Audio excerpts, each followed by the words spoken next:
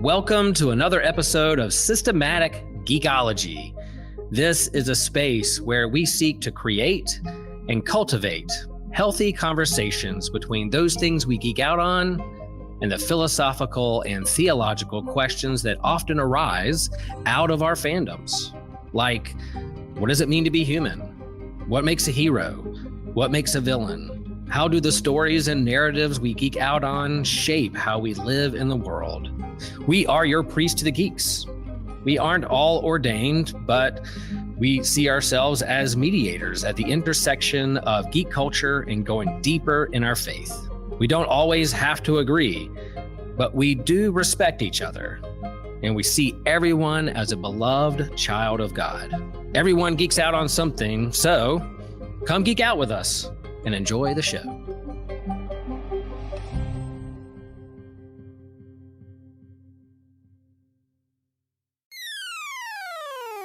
You're listening to an Anazal Ministries podcast.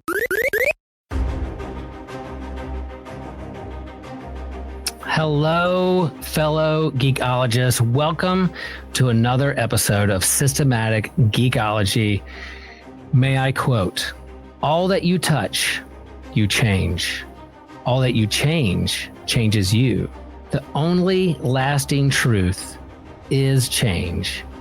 God is change." Earthseed, the books of the living from Octavia Butler's Parable of the Sower. Folks, I've been wanting to do this episode for a long, long time. We finally get to do it. We're going to do an episode on the legacy and works of Octavia E. Butler. And I can't do this episode alone. I shouldn't do this episode alone. And so I brought along some friends who I know are big Octavia Butler geeks and fans. And so I'm bringing on some friends of mine, Donna and Sylvia. Welcome to an episode of Systematic Geekology. Here we are live on YouTube, maybe at a podcast one day, but here we are on the YouTubes. Welcome. Glad you guys are here with me. You get to are some of my favorite human beings ever, and we get to talk about one of my favorite creators ever, Octavia Butler. So welcome to an episode of Systematic Geekology. We're doing it. Thank you. All right, Donna and Sylvia, let's take turns. Donna, share who you are, what you're up to, and what you do out there in the world, and then what you're geeking out with. Okay, you want me to start? Yeah, go for it. I'll start us off. What I'm up to out here in the world is pretty vast and specific at the same time. But in general, my work and my creativity moves at the intersections of race, gender, spirituality, and justice. And that looks like a number of many things and areas, but in most spaces, in the many spaces that I find myself, that's where I'm doing one of those four things or all of those four things simultaneously. What am I geeking out on? I have been in a month of rest and, or at least ease. And okay. So I have a teenage daughter who's been reading a series, and I try to pop into what she's reading every once in a while. And so I've actually been very much enjoying the work of Tracy Deonn, her Legend-Born book. The first one was great. I'm on the second one. And so, I'm moving in that. And then I got a few shows in the mix, and I'm actually finishing up Dispossessed by Ursula Le Guin. Mm-hmm. Oh, Ursula Le Guin. Nice. That's a good pull. Man, That's good stuff. Mm-hmm. Sylvia, who are you? What do you do? And what are you up to? And then what are you geeking out on?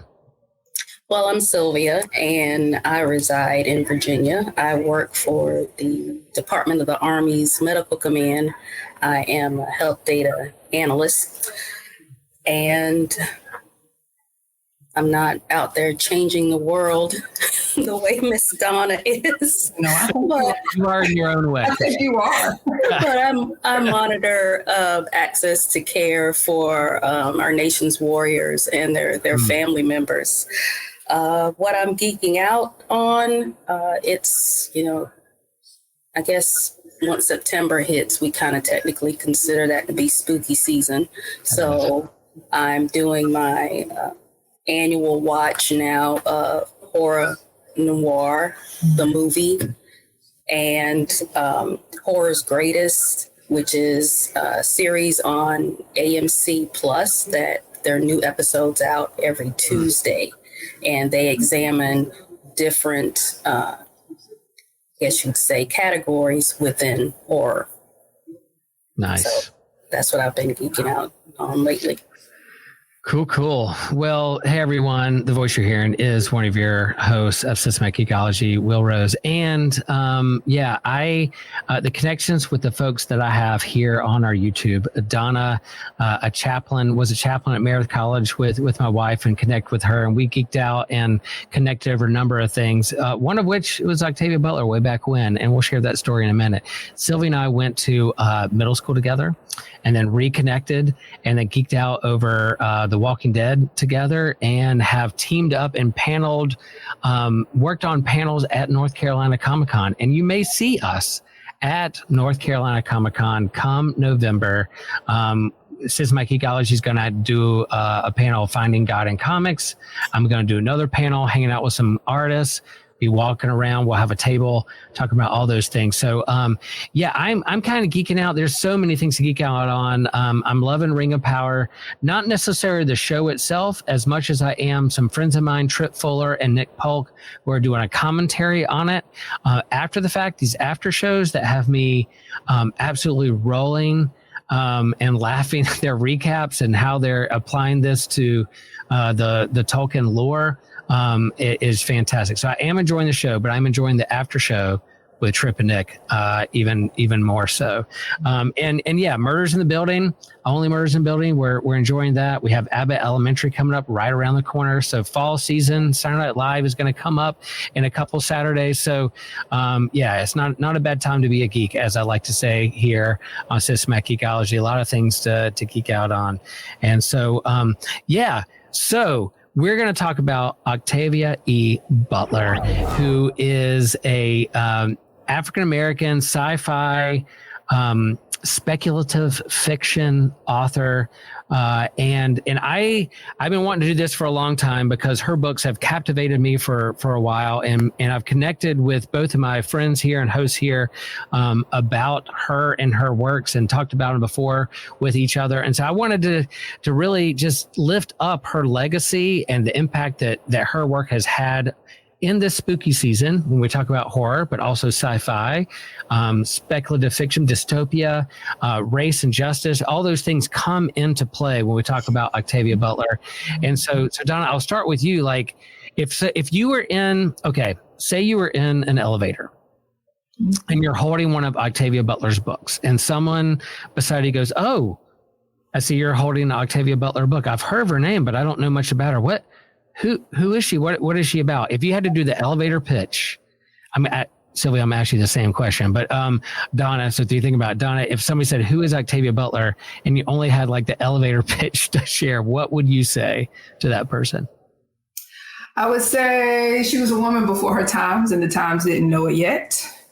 I would say that she was a brilliant human being who I would say operates on multiple levels of consciousness.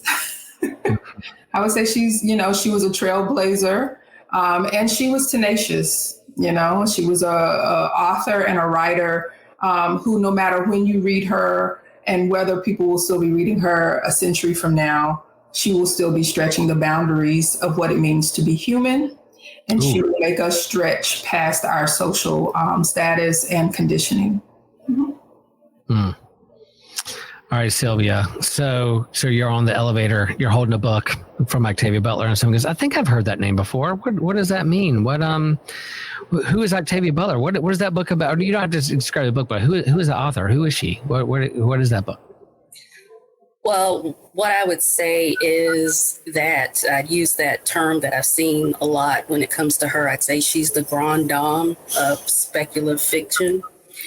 She is, the person I would start with Afrofuturism. If, most people have gotten a taste of it with Black Panther, but she really goes into it. She's someone who's taken things that most people would consider to be negatives and has just elevated them to positives. If you want to feel all the feels, read her works. Well said. Well said. Yeah, this is a sci-fi writer that I had heard about, but haven't really gotten into. And then it was over the pandemic. We were on lockdown, and a friend of ours in the congregation knows my wife and said, "Oh, you're totally into social justice and racial issues, and during this time pandemic, I think you should read this book, The Parable of the Sower, and this should be your book that you read." And Cindy got busy and she didn't really pick it up, and I grabbed it and started reading it. And I was about like 3 chapters in, or maybe barely into this book, and I had a mild panic attack, because here is this woman who wrote this book in the 1990s, and she said it in the 2020s, The Parable of the Sower. And as I'm reading it, I'm like, this is happening now. This could even go further and happen even deeper now in this book, with socioeconomic, political, and racial upheaval, and dystopia, where it was a world that I was like, man, this could really happen and unravel to happen at this moment. And I remember reaching out to Donna and said, you know Octavia Butler, right? And she went, and you went, yep, she's a prophet. And I went, yep, 100%. A prophet. And when we talk about prophet, we don't talk about someone who's just like someone who's predicting the future, a soothsayer, but someone who is speaking to the time and holding up a mirror to society to say, this is what is going on. If you're not careful, it can derail to this. And so kind of a check yourself before you wreck yourself kind of prophet, that I was like, yep, that is what she is doing in this particular book. So yes, what you guys said, a sci-fi author, but Afrofuturist, dystopia, a person who holds up the mirror and the speculative fiction about what's going on in society, and playing in the sandbox of sci-fi and speculative fiction, that holds up a mirror to what's going on in our society now, to think through how we treat our neighbor and how we treat each other. And just an amazing person. She was born in 1947. We won't go over what you can read on a Wikipedia page, but she was born in 1947, died in, I think, 2008, 2006. So died at 58, kind of tragically, of a stroke. But I would have loved to see her continue her work, but she died way too soon, and has a lot of works out there, to lift up. So as we lift up her work, I'm curious for you guys, what was your first encounter with Butler's work? What was the first, her creative piece, or perhaps a book that you encountered first time? Sylvia, I'll let you go first for this time. Well, my first encounter with her was at UNC Chapel Hill during my short time there. Okay. Through the Black student movement, Black Student Union, but that's what they refer to it now. Just people saying, "Hey, have you checked out, any books, any works by Octavia Butler?" And in our school system, it wasn't something that any of the instructors chose in the curriculum in junior high or high school. And I found it interesting that someone like me, who lived in the library and read a lot of Ray Bradbury, no one kind of like turned me towards, hey, if you like that type of stuff, check her out. So I was a full adult before I was able to take part in reading some of her works. Was there a particular book that you encountered first, that you dove into, that you remember is like, oh, this is the first one I cracked open the spine and read her book that kind of... It was Kindred. It still is Kindred. Okay. And it gets you from the beginning, and as I get older, I can get through it faster, but there's still points in it where I have to stop and put it down. Yes. Because it can be too much at times. Yes. So share with the audience if they're not familiar with Kindred, what's kind of the snapshot of what Kindred's about as a book? I would say, well, of course, the title, Kindred. So it has a lot to do with family, your chosen family and the family that you're born into.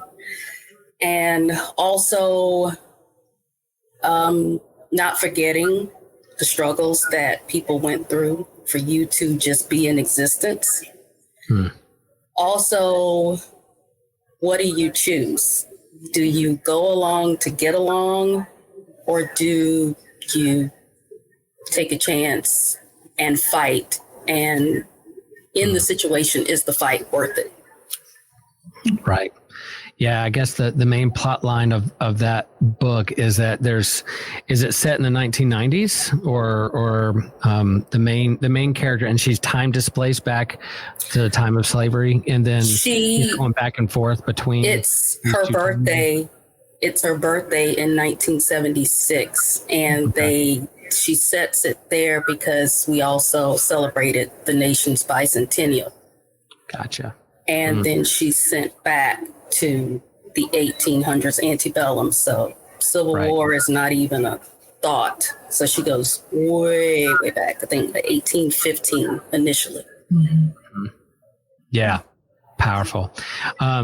They did make that into a TV show. I read the graphic novel first and then the book, and then they put it in. I guess they try to make a TV show about it. Sylvia, I don't know what your thoughts are about the TV show.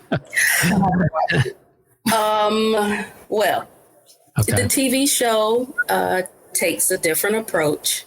I'm trying not to give too much away about the story. That's why I'm kind of skirting around it. But I will say that the TV show, the TV series took some liberties, and I think they tried to modernize it because they made our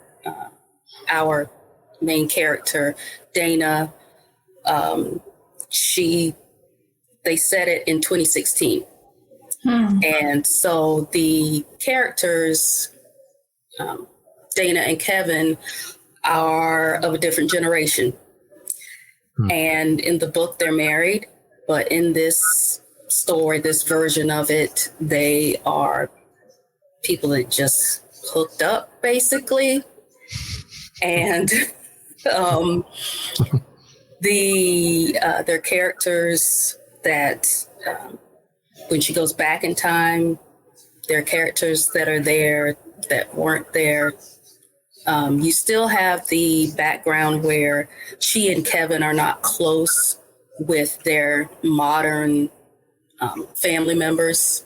Like in the book, she and Kevin, one has been alienated, the other one loses their parents. But still have that type of dynamic in the quote unquote present. But like someone else said, it's like, I don't know what book they read, but or if they read it. Right. Yeah. They tried to modernize it. Like their biggest thing was, hey, let me charge my phone. So whenever I get pulled back into the past, I'll have my phone there and, I can take pictures and things like that. So. Yeah, that's the thing. Some of our favorite books are like, we'd love to see it on the silver screen or as a TV show, as a series, but then like, be careful what you wish for, because these beloved books and stories that mean a lot to us, when they portray it on the screen with what, it can be dangerous. We talk about that a lot on Systematic Ecology, about what that would look like and our expectations. But yeah, powerful story, powerful book. That one resonates with you. Donna, how about you? What was one what was your first encounter with her, or a story that impacted you right there from the beginning? Yeah. Well, first, let me just say, I think it would be really hard. The reason I haven't watched Kindred is because I think it's really hard to do something well if the author is not there to walk alongside the work. So even if you modernize it, that needs to be something that Octavia walked with you on and agreed on. So I'll just say that. But, I might watch it now because you made me very curious. But we'll see. I think I first encountered Octavia Butler in undergrad, North Carolina A&T. And it was Parable of the Sower. And as a young adult, I was reading it along with, in my English courses with the Toni Morrisons and the, different Black folks, all of the Zora Neale Hurstons, so she was kind of thrown in that mix. And so I was, I think, taking in so much, and because I've always been like an avid reader, I don't know that I had an appreciation for her in my early young adult years, and so coming back around to her as I got older, I couldn't put her down. I mean, I literally could not put her down. And so I reread Parable of the Sower, and I've read many of her series, short stories, like all the Octavia Butler I can get my hand on. I haven't read all of them. There are a few out there that I still got to try to find and grab, but, and I read the work that she really didn't like all that much. I'm still going to read it. So. Yeah. Mm-hmm. Yeah, well, she has that kind of legacy of doing a lot of work and a lot of different things. And you can see, like any good creator or content creator, the younger person who writes to 20, 30 years later when they write, they're a different person as the decades and you evolve as a creator, as a writer. So you can see kind of her early work where she is and kind of her later work where she is. But yeah, like getting the whole picture of Octavia Butler, I think is pretty important. I'm the same. My first encounter was Parable of the Sower and couldn't put it down, and was just captivated about that story and what it was about and what it portrayed and the speculative fiction that she was doing there in the 1990s, set in the 2020s. And we're sitting here in it right now. And a lot of it move on. Then we go to the Parable of the Talents, the second book of that. And she was going to do a trilogy, but died before she could write the third book. And in the Parable of Talents, there's, particular politician who has a campaign slogan called "Let's Make America Great Again." And I was like, what's going on here? What, she wrote that in the 90s. I was like, is someone from the Trump campaign read this book? Said, that sounds like us. Should we do it? Anyway, we don't go down that road just yet, but I was just like, man, what is going on? What is she? I can't believe she's tapping into something that's so real and so raw. That holds up a mirror to society that really touched me at a really core level. Sylvia, have you read Parable of the Sower? Is that something that you've gotten into? Yes. And my thing is that it's one that I had, I'll put it this way, names are important to me. And when I first tried to read it, I was so caught up into making sure that I remembered whose name belonged to whom, that I was losing myself. I wasn't focusing on the story.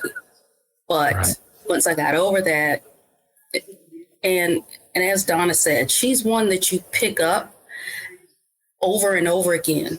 And at certain points in your life, you feel and you understand different parts of the work that you hadn't even realized before. But with Sower, it was interesting, and to look at the things that she talked about, that yes, it's things that are going on right now, but it's also things that, as someone who had the option of choosing who she could be around socially, and she was very careful about that. That allowed her a lot of time to be by herself and to go and do a lot of research and really dig into things and learn more about climate change and mass incarceration and that whole thing about walls and borders and that false sense of security. It's wild that that's something that she was experiencing in California, and also wildfires and all that stuff. Things she was experiencing back then and, trying to tell us, in a entertaining way, this cautionary tale, and yet it's still going on and it's still getting worse. Mm-hmm. So that's what I think of when I read Parable of the Sower. And also that episode of Abbott Elementary was very entertaining as well. Yeah. Share about that just a little bit. The episode of Abbott. You texted me immediately when it was like, yes. we got a Octavia Butler in pop culture reference. Share a little bit about that. If you're a fan of Abbott Elementary, which I am, coming up soon. But yeah, there was an Octavia Butler reference. Yeah, the school finally got a librarian. And so people are able to, get books and read them and not, someone just walk off and, steal them. So the librarian suggested that they have a book club reading of Parable of the Sower. And they start doing their book club, and the groups start to split into different factions and saying, okay, if I was going to be, like Lauren, that I would run my group this way. Well, I'm going to run my group this way and it's going to be better. So, of course, Barbara, she takes the religious approach to it. Mr. Johnson and Melissa, they're like, if you come near me, I'm going to kill you. Basically, nobody's going to mess with us.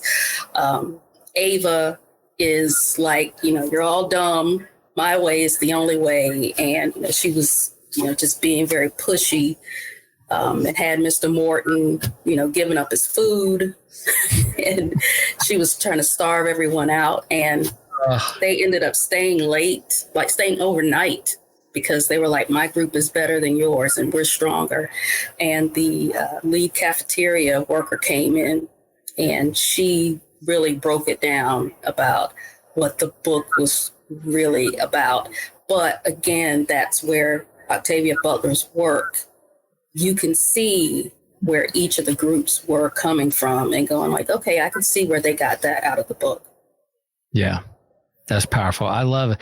It's a comedy show. It's a mockumentary. It's in the vein of The Office, but, around elementary schools and teachers and diving into issues. And the fact they lift up, I love the fact that the writers and the creator of the show lift Octavia Butler as a reality of how to do life and society is pretty amazing. That the Parable of the Sower is so powerful to me because in knowing a little bit about Octavia Butler's life and her upbringing, and she was an extremely shy child. Her dad died when she was young. She lived in a strict Baptist household, but her writing this story as Lauren, who the protagonist, who's in the shadow of her Baptist preacher father, but also trying to invent or adapt a religion around of how she sees the world, and deconstructing the faith and reconstructing in a way that makes sense for the world that she's living in, that deals with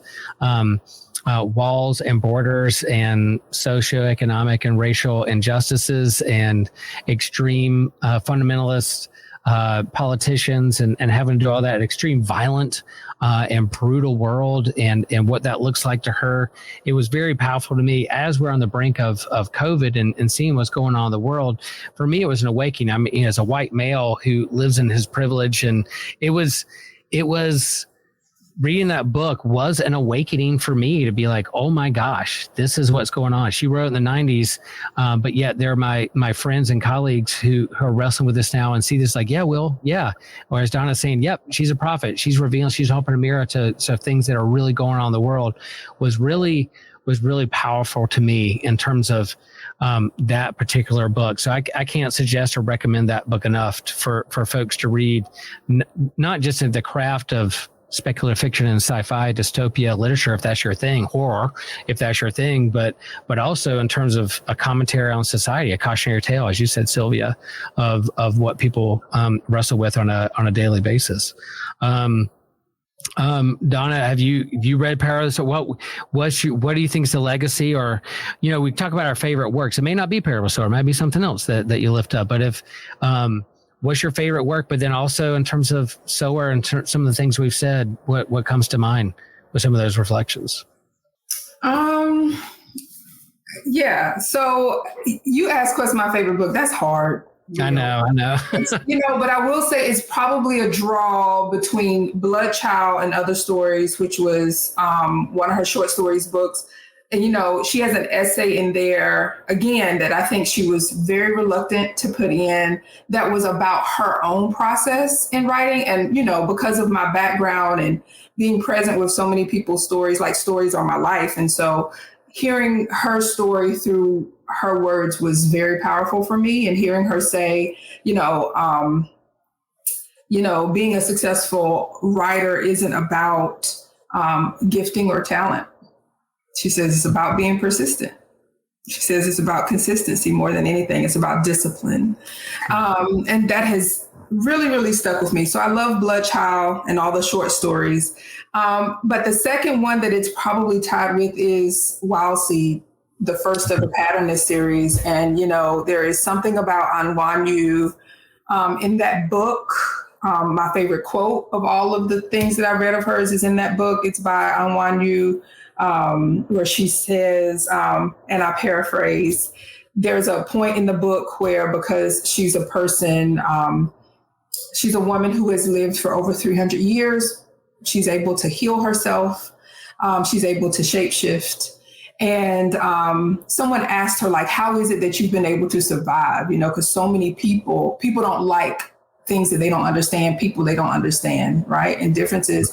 And she says something akin to, over the years, I have become better at healing than my enemies are at killing. And I'm like, that right there. That'll preach. And I preached it. I preached it. Yes. With Parable of the Sower, we talk Parable of the Sower because it's more one of her more popular works. You have, I roll in different circles where people are really talking about Parable of the Sower a bit more. But when we think about Earthseed and we think about what I loved about Parable of the Sower is that amid such a dismal, right, and horrific experience, an experience that in every page you're like, I just need a little bit of hope. I just need a little bit of hope, right? Like, when is the hope? Only to find out the hope is living in this young Black female body. And this earth seed, and like, I think there's something about Black femininity and what she was proclaiming about Black women, our spirituality, about our not just resilience, but our ability to lead, right, in the ways that we need to lead, to step outside of the box, like for her to be the only one saying we need to be learning how to. We need to be learning how to grow our own food again. We need to be learning all these things and like this consistent, right? I see it, and I'm going to do it if you don't.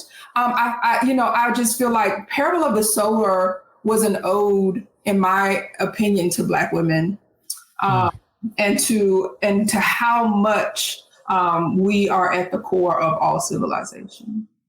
And her like superpower or the kind of mysticism, supernatural thing is this hyper empathy that Lauren, as a result of something that went her family, or whether it's her got from her mom or something, there's this thing where she perceives or feels whatever's around her. So if someone is literally dying, she feels the death occurring. Or if someone's, the pleasure of people making love, like she can watch it and like feel that within her bones. Like but there's so much tragedy around her, whether it's the death of a dog in front of her or someone being murdered or someone being burned to death.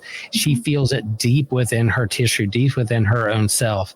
This hyper empathy is the supernatural aspect. Yeah, you can see dystopia, things falling apart and they're trying to survive, but there's this supernatural thing of her with hyper empathy. And then the vision of the Earthseed is this religion of God has changed. Change is the only reality. And how do we adapt to our environment? But yeah, the destiny is to the stars, to a planet. And one day we're going to be the seeds on a planet to plant something new, this hope of something that's going to emerge and grow new somewhere else, looking out to the distance, to the stars. Happy Now in the second book, Parable of Talent, she creates a community called Acorn. again, a seed, what can grow and come out of that, really dealing with her daughter and those kinds of things. But man, I wish that third book would have happened. I don't know who can take that up and mantle. Donna, can you write that third book for it? I don't know.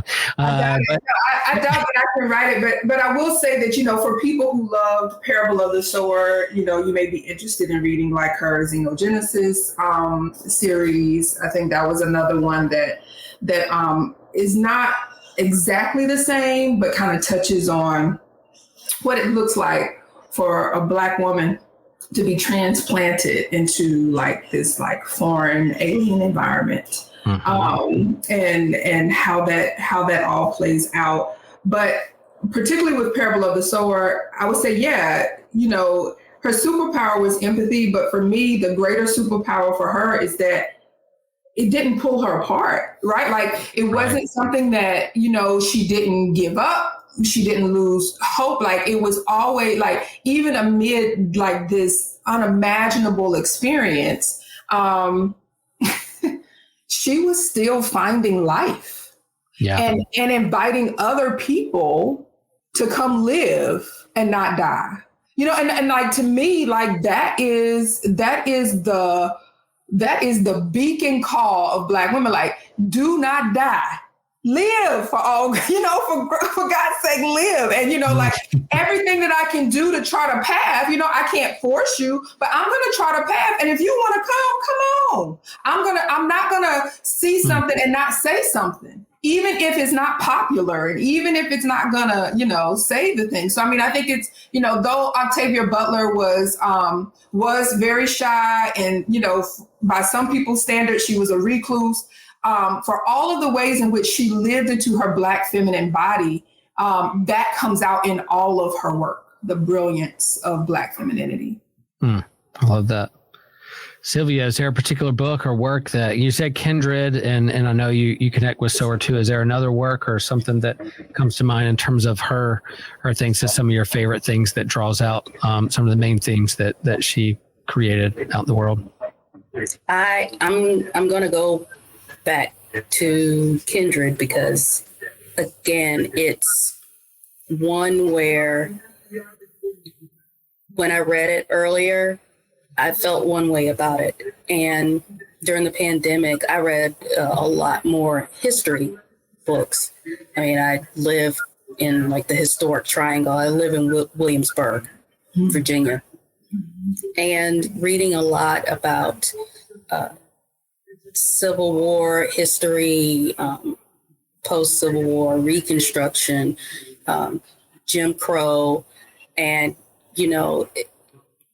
even through the 80s, and just sitting here and realizing that so many things were done to Black people where we're not supposed to be here. We're not supposed to be here anymore for all the things that were done to get rid of us.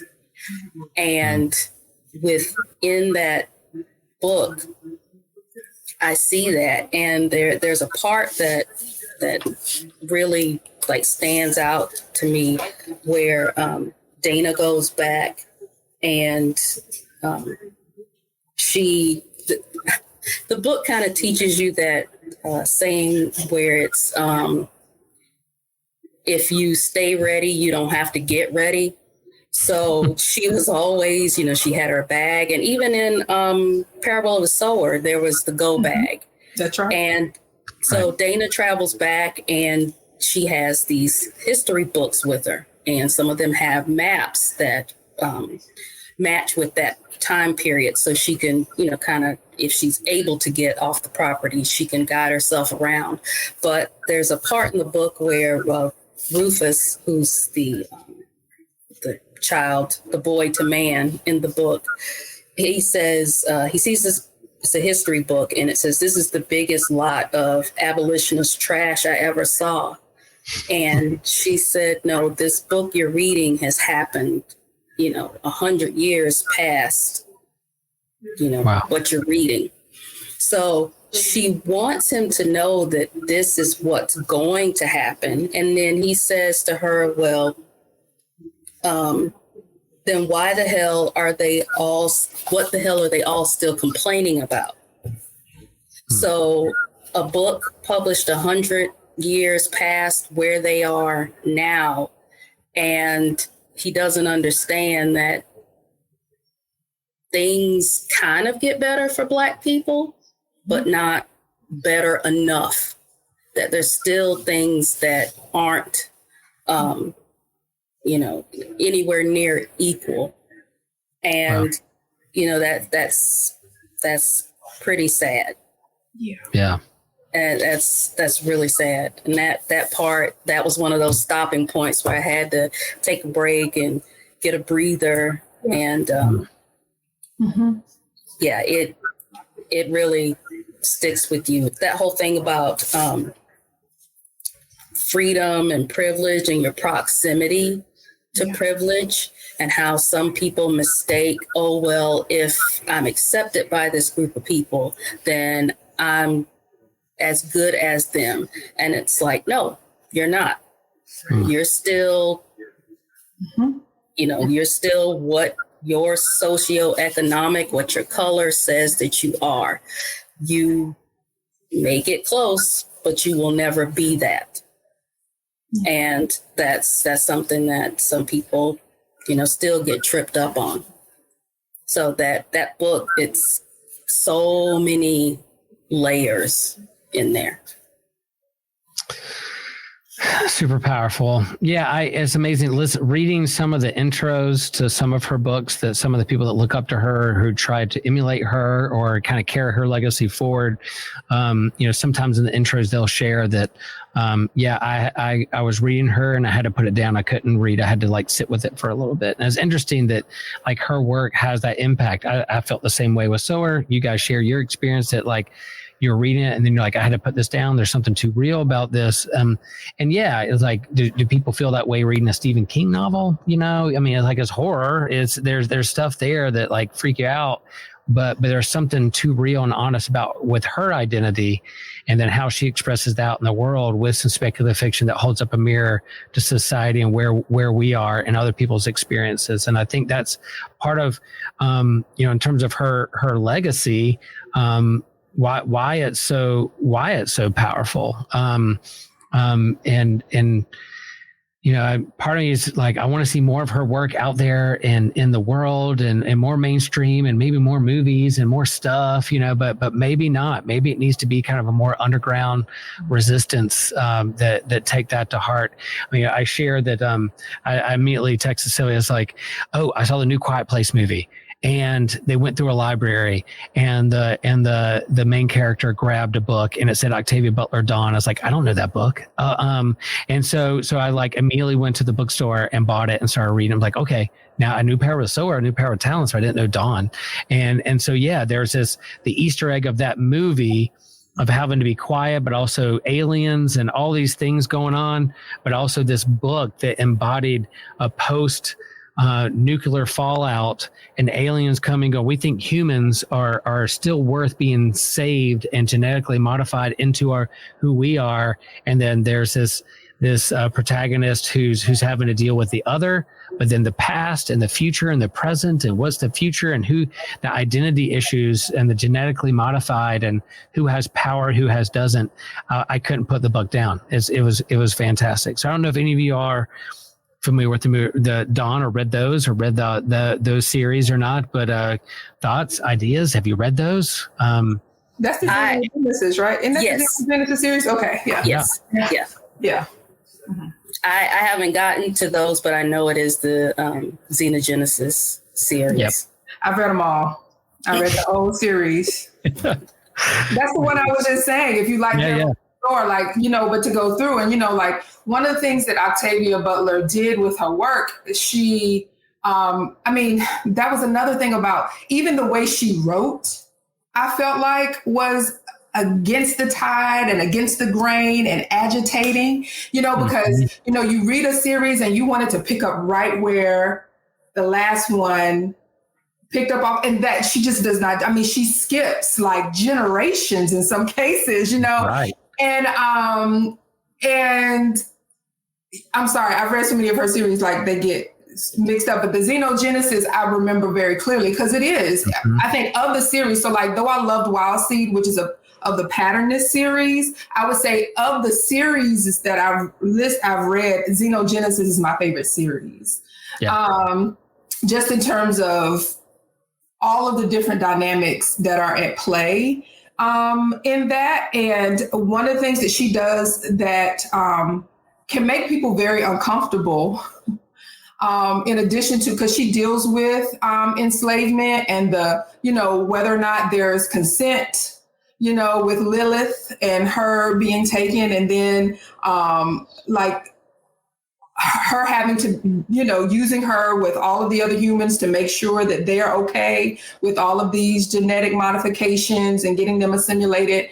But then I think what she stretches in that series, where she stretches the boundaries, at least for me when I was reading it, was just around sexuality, and I do a lot of work around sex and sexuality. For some people, I'm far too liberal. For some people, I'm not liberal enough.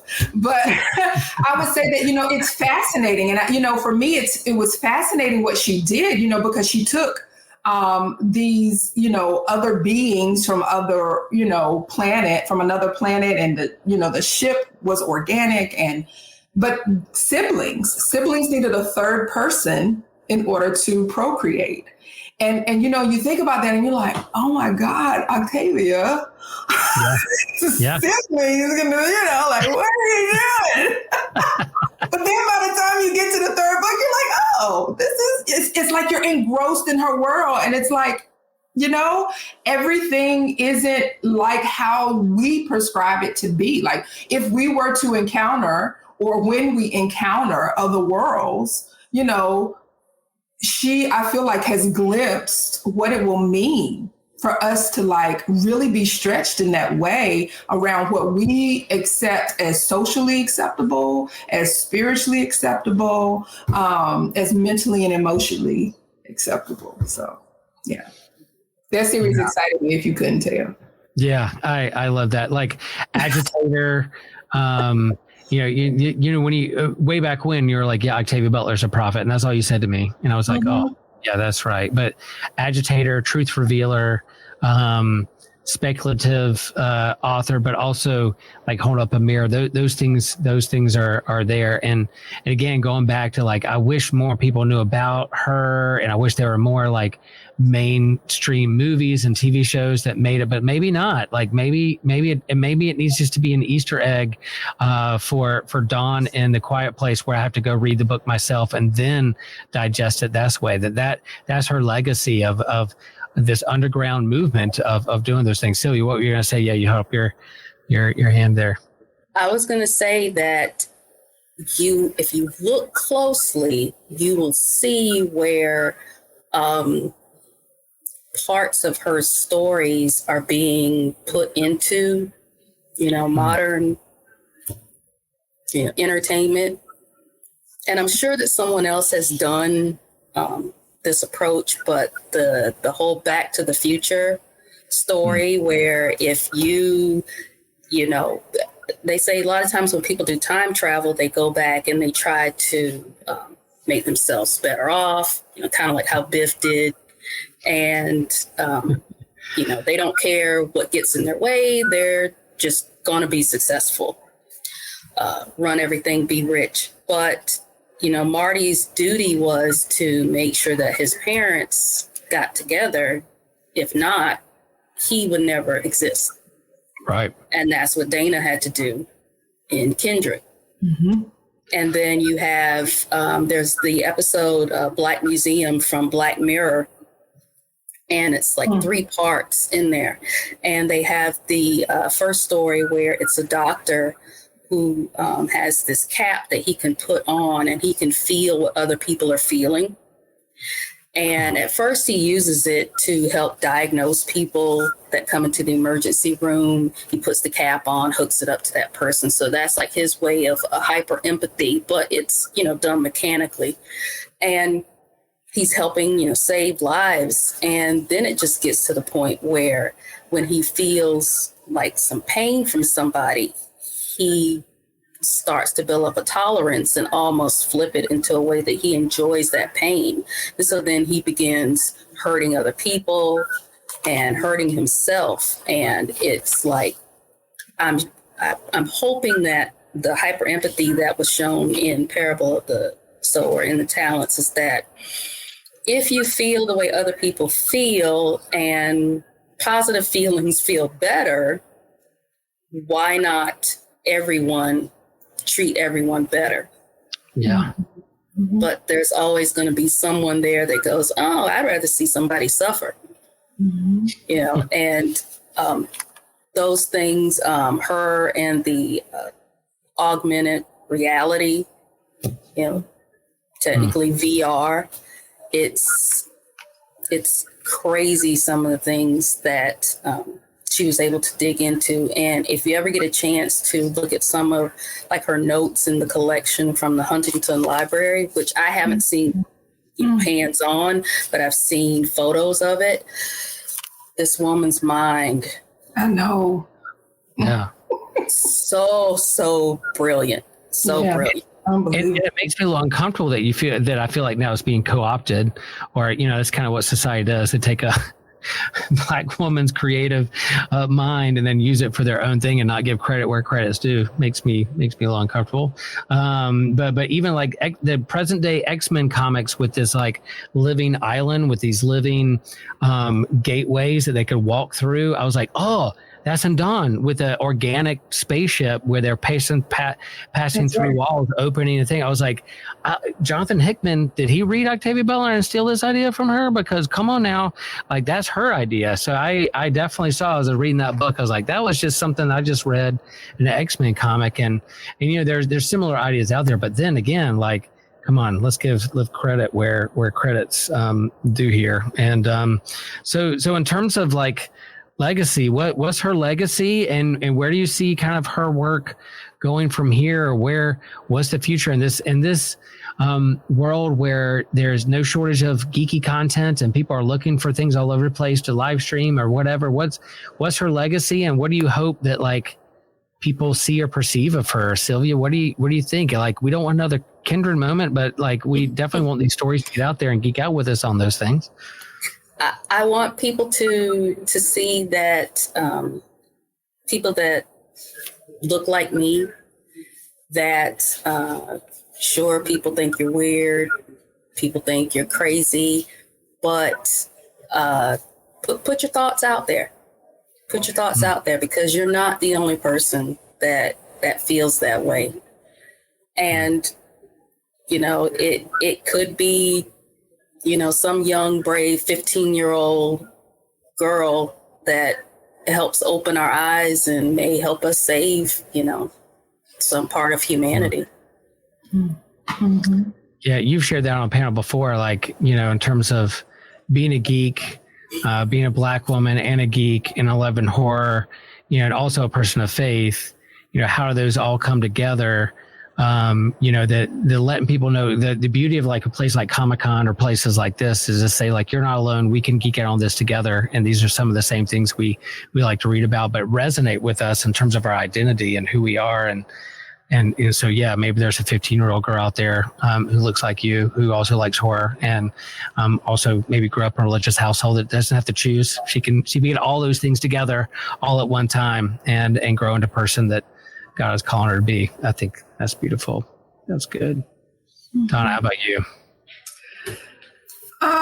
So, you know, to get to Octavia's legacy, first, all of the names on your shirt, Sylvia. Yeah, let's show it. Reveal. You showed us before. Here we go. That is Octavia. That's why she's first on that on that list, right? Like, you know, she that is a part of her legacy. But two things really come to mind. One is something that Toni Morrison once said. I think Toni Morrison said that she was very clear that, you know, that she was writing. She wrote works that were apart from the white gaze, that didn't center the white gaze. And I think Octavia epitomized that idea, that she was very aware of whiteness around her and she spoke to it, but she was not in any way interested in centering it. And I think that gives us permission to do the same. But second, I would say that one of the things that my daddy taught me before he died in 2012 was that our prayers and our works outlive us. And I don't think her legacy is a stayed point. Her work is still like growing and impacting. It is a living, breathing thing in and of itself. Her legacy is still evolving. And so we are at one point in the evolution of her legacy. And so it's going to be interesting over the course of my lifetime to see it. And, I wish I had eyes beyond the grave in moments like this where I could, pinpoint certain figures, in the history of the world, Octavia being one of them, to see how her legacy will continue to grow well past even our lifetimes. It's beautiful. Love that. Love that. All right. Final somewhat question. All right. If someone comes in and has to pinpoint you down and says, recommend just one of Butler's books, what would it be? They're like, where do I start? I want to get into this. What is your favorite book? Where do you want me to go? What is your recommendation? We on Systematic Geekology, we do like what we're geeking out on, the main topic, and then recommendations. And we would talk about Octavia Butler. We recommend Octavia Butler. But if there was one book where to start, what do you think you would be, Sylvia? What would be your one choice to say, all right, what do I read? What do I do? I think I'm going to kind of cheat and say Bloodchild, because it's a series of short stories. Yeah. That was going to be my answer too. I'm amen. I second Sylvia. I was going to say yes. Bloodchild eases people in. You get your palate wet, and you get to hear about her specifically. And I think it's a good place to start. Yeah. And I've not read Bloodchild. So guess where I'm going to the bookstore tomorrow? Guess what I'm getting? Yeah. Yep. Okay. I love that. Yeah. And I'm going to go Parable of the Sower. That's the one that I encountered. And I feel like, we are in 2024. It starts in 2024 where this book starts. He wrote it in the 1990s, folks, and keeps going. And I think it resonates. I love the speculative fiction. It is not for the faint of heart. It's not easy to read. There's some horrific things, but also, as you said, there are moments of hope. There's ways of survival. There are ways of deconstructing the old ways of her father's religion and reconstructing in a way that gives her hope of looking to the stars, but also earthsea, what can be planted and grow anew for a hope for a world, in a world that's hopeless. So I'm gonna say Parable of the Sower. So yeah, folks, friends, we're gonna say, like, subscribe, share with a friend or an enemy, share in the comments books that you have encountered, and maybe we should talk more about. Maybe we need to do a whole entire episode on just one work, not just the grand work of Octavia Butler. If there's a particular book that you want us just to focus in on, let us know what you would want us to do. And as we say, 50 likes on a particular YouTube video, and I will frolic in a field of flowers and videotape it, and we'll put it on YouTube. So I think a couple of our videos have like 10 or 11 likes. We're still kind of, small game in the YouTube game. But yeah, if this particular video gets 50 likes, I will frolic through a field of flowers and videotape it and put it on the internet. Please, y'all like it, because I want to see that. I'm not sure what I'm going to be wearing or not. I don't know. It could be a bathing suit. It could be a tank top. It could be a Wookiee outfit. I don't know, but we'll make sure that so fun. You guys are my heroes, and I love talking about. Any closing thoughts? Anything out there that if you went to bed or tonight and you're like, man, I wish I said this about Octavia Butler and I didn't get a chance to say it. Now's your chance. Or, come back here, push like. It gets closer to 50 likes, but you can also put in the comments as well. She believed in manifestation. Yeah. She wrote that stuff down and said, so be it, get to it. And to sit and be able to see her handwriting and her write out the things that she planned and to see them fall into place. Amazing. Yeah. Yeah. And I would say she believed in discipline, and she didn't give up. she was very clear about what her voice was, even if it wasn't the acquired taste. And look at here. Mm-hmm. And I would say the struggle too, reading about her and learn about her, like, yeah, she wrestled with her identity, how people saw her shyness, her recluse, but and then she had a writer's block. She struggled with this. And we look at this work and we can be in awe of what she created and all the books she had. But like in our lives, you know, in terms of, she wrestled with, am I good enough? Am I smart enough? I had writer's block. What's that? And dyslexia. Yeah. She wrestled with some things, and we can look back and romanticize these works and be like, man, but there was a struggle in putting this out in the world. And so whatever you're trying to create and whatever you're trying to do and manifest and put out in the world, it's not always easy. And we at times hit writer's block or have a imposter syndrome and feel like, what am I doing? Those kinds of things. And yet she persisted and got it out there onto the world. So maybe we can do the same. And then a closing quote that she had with Earthseed. And one thing is, we'll close with this. Why is the universe? To shape God. Why is God? To shape the universe.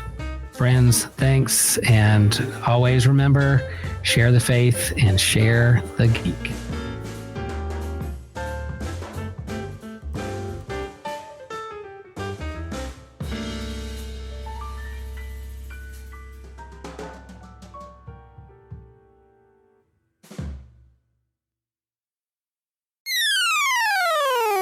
If you'd like to support our show on Captivate, feel free to go to captivate.fm and find our show, subscribe. You'll get access to any future online D&D campaigns over there. You'll get an extra bonus question for 4 to 8 times a month. You'll get extra content like that through there. You also get a one-time donation you could make to help support the show right on Captivate. So you don't get anything for the one-time donation, but if you would like to just support the show once, do a quick donation, you can do that through captivate.fm. Our overhead includes editing software, marketing, equipment, recording software, and a whole lot of other stuff. And we really appreciate everybody who can help keep the lights on. Hi, my name is TJ, and I'm here to tell you about the Anazal Ministry Podcast Network. We have a bunch of shows on AMP. You can follow the entire network in a single feed on Spotify at Anazal Ministry Podcasts or on the network page on Apple Podcasts. Some of the ones we're running right now are The Homily, which is Pastor Will's homily messages from Holy Trinity Lutheran Church in Chapel Hill. We have the Whole Church podcast, which one of my favorites. It's where myself and Joshua, we interview leaders from different denominations and backgrounds to work for a full church unity, Big C. We have My Seminary Life by Brandon Knight, former host on Systematic Geekology. He discusses his experience at seminary and discusses seminary topics so anyone can access the knowledge. Which is kind of cool. It's like the book, everything you learn in business school and then everything you don't learn at business school. It's great. We have Let Nothing Move You by Christian Ashley. He goes through the Bible kind of like it's a Bible study to explain the biblical narrative through his perspective and what he's learned. Dummy for Theology, which is Joshua's show. He discusses various theological topics in an attempt to show every side of big discussions. That leaves you with more questions than answers, which everyone loves a lot. It's kind of a continuation of a series that we did on Whole Church, but it's really good. It's really fun. We have the Bible After Hours, where the foul-mouthed preacher goes through the Bible from a progressive view to challenge the status quo of the modern church. I love that one. If you're from a more conservative background, that one I find will probably be the most helpful for you. Definitely check that out. And we have the Clydes. Taylor and Elizabeth Clyde go through weekly discussions in a devotional, conversational method to help us get closer to one another and God. That's just a little review of what we do in AMP and all of our other shows. So check that out, get subscribed, and just start getting all that free content, you know?